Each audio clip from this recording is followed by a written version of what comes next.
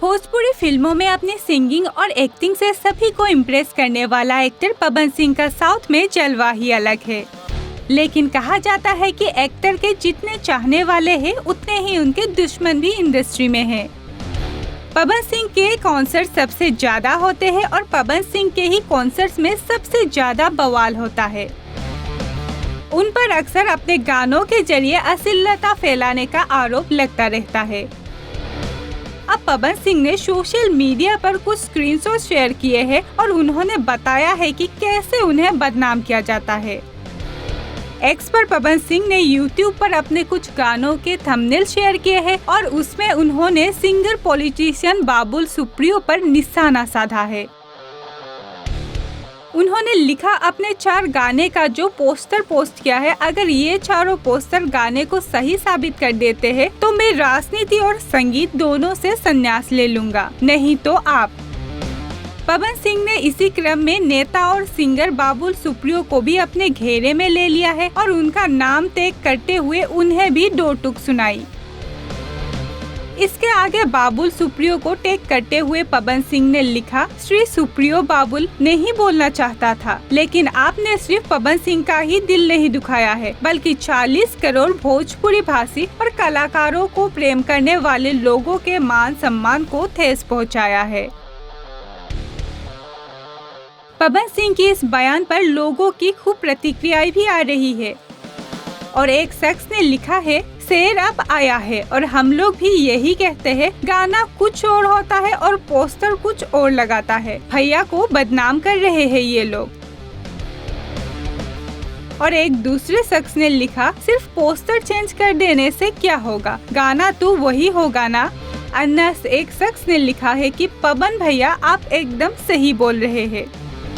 आपको बता दें कि भोजपुरी सुपरस्टार पवन सिंह ने कई गानों के साथ साथ फिल्म में काम किया है। आज भी पवन सिंह के गानों पर झूमने लगते हैं लोग। रिलीज हुए 17 साल होने के बावजूद आज भी पवन सिंह की गानों में शादी पार्टियों में झूमकर नाचते हैं लोग। आज भी ये गाना सोशल मीडिया और YouTube के साथ साथ विदेशों में भी धूम मचा रहा है। हम बात कर रहे हैं भोजपुरी सिनेमा के सुपरस्टार पवन सिंह का, जिनका गाना लॉलीपॉप लगेलू आज भी हिट लिस्ट में शामिल है। हाल ही में हुए लोकसभा चुनाव में भाजपा से टिकट न मिलने पर पवन सिंह ने निर्दलीय उम्मीदवार के तौर पर उतरे थे और जिसके चलते पार्टी ने उनको निष्कासन किया था। चुनाव में हार के बाद अब राजनीति और संगीत दोनों से संन्यास लेने का फैसले से नाखुश है पवन सिंह की फैंस।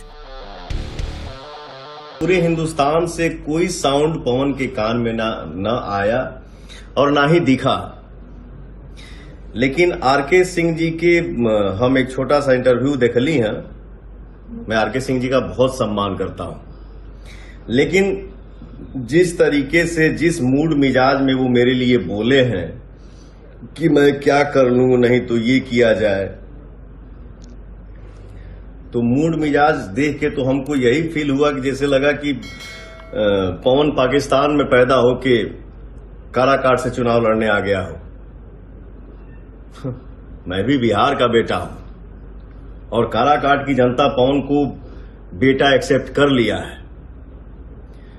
तो अब इसके आगे मैं बहुत ज्यादा बोलूंगा नहीं, बाकी हमारी जनता समझदार है। आपने मेरे से पूछा पवन सिंह या तो बैठ जाए। जिस बेटे को मां ने आशीर्वाद देके भेजा हो, वो बेटा के कैसे के हो बैठा सकेला। तो मेरी मां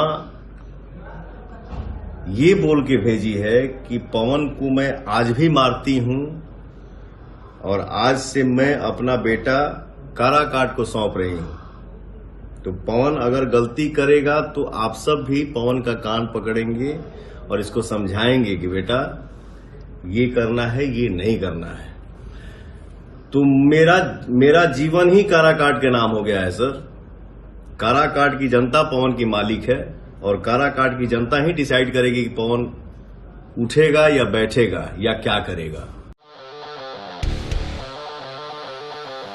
entertainment desk, NB news Hindi.